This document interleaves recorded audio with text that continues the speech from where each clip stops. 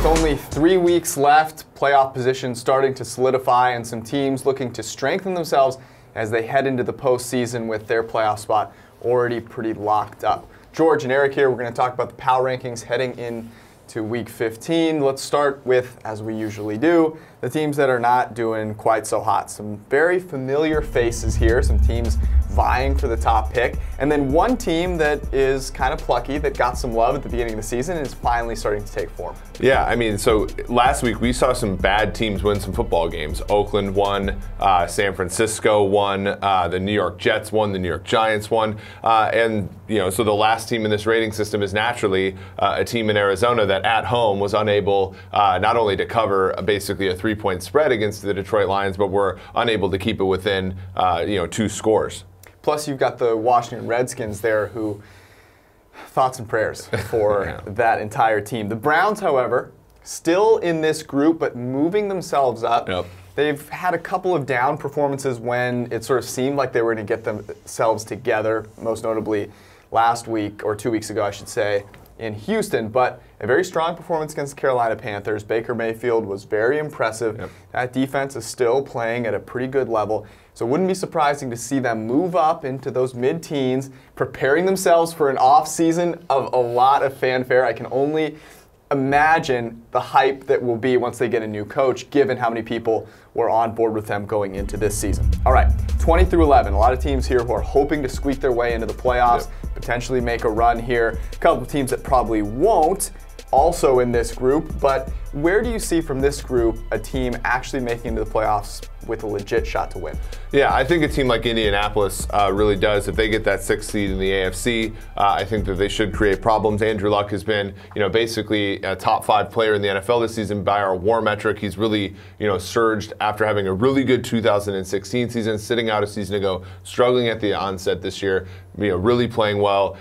Had a blip against the Jacksonville Jaguars, but I think predictably came back against Houston. And it's a shame that they weren't able to beat Houston earlier in the season because I think they would have a legitimate shot at that division. But if they get in at a 6th seed, good coach, a defense overperforming, I think they have a legitimate shot in the AFC. Yeah, if you can put up a ton of points, you can compete in basically any game. The team that they beat this past week, the Houston Texans, had been on a run. They are still a top 15 team. Still a team that will be exciting to watch in the playoffs because they have Deshaun Watson. They have a lot of playmakers on that team, both offensively and defensively.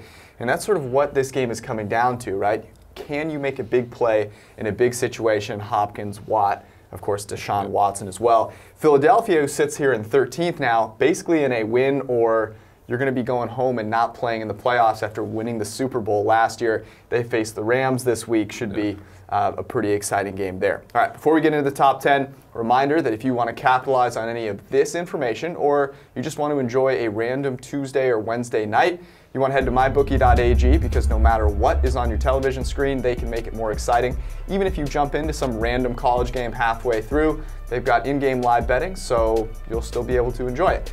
Use promo code PFF to get a $1 for $1 match on your first deposit. It's pretty simple. PFF plus mybookie.ag. You play, you win, you get paid. Some teams that have been doing a lot of winning here in the top 10. Baltimore in the 10th spot, Seattle, Dallas, Pittsburgh, Chicago round out that bottom 5. And it's interesting here because Baltimore, even though they lost that game, kind of a galvanizing win given how, or galvanizing loss I should say, given how that game transpired. Of these bottom 5 teams in this top 10, which one do you think's moving up? Yeah, it was a moral victory for the Baltimore Ravens, having taken the Kansas City Chiefs to overtime in Arrowhead. When I look at these 5 teams, I think they all have flaws, right? I think Pittsburgh is just really an enigmatic team. Ben Roethlisberger hasn't played well. Dallas, of course, has Dak at quarterback, who is hit or miss. Chicago, same thing at quarterback here. So I'm going to look at these teams. I'm going to look at the team with the best quarterback, and that's Russell Wilson in the Seattle Seahawks. He's been worth about 3.5 wins above replacement this year. He's leading the NFL in big-time throws from the quarterback position. So all these teams have, their flaws and have their, good things about them. But Seattle's the best among these 5 teams where it matters most. It's interesting. A lot of love for the Bears given their performance against the Rams at home. But at the quarterback position, that's being covered up at the moment because I think everyone's just looking at the score and how that, the defensive playmakers played. But Mitch Trubisky was not good in that game, no matter how you want to slice it. And you're just not going to win games in the playoffs without strong quarterback play. So interestingly, a game that I've talked about this a bunch, right, that we saw, I think it was week 2 on Monday night with Seattle going into Chicago and just getting absolutely destroyed.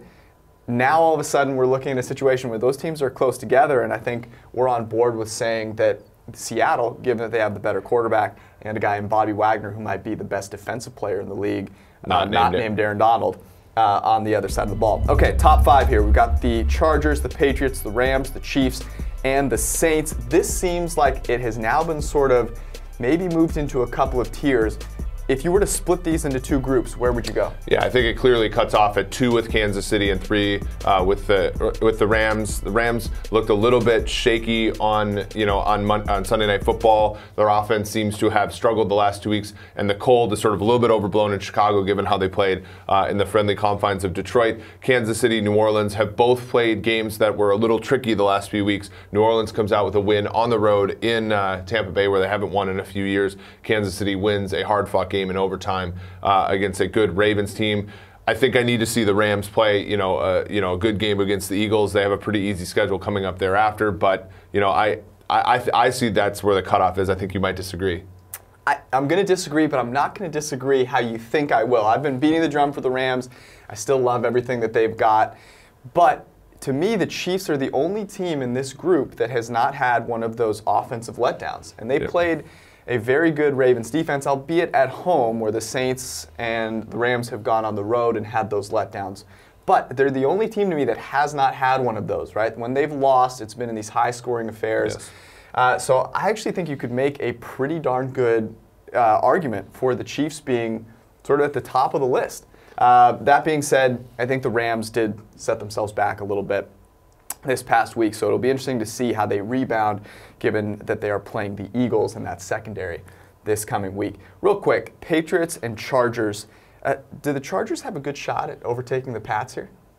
Yeah, if they were to play, if they were to play on a neutral field, I almost think that the Chargers would be favored, given, they are, I think, a far more talented team from player to player. Obviously, the Patriots have the advantage at coach with Belichick versus Anthony Lynn, but I think player for player, I'd really like to see them play in the playoffs because I think that would be one of the more compelling matchups we have. I think as far as the regular season is concerned, the Chiefs or the Chargers would have to beat the Chiefs, I think, on Thursday night to overtake New England in these power rankings moving forward. Certainly something that could happen. We'll be back next week, of course, with the post-week 15.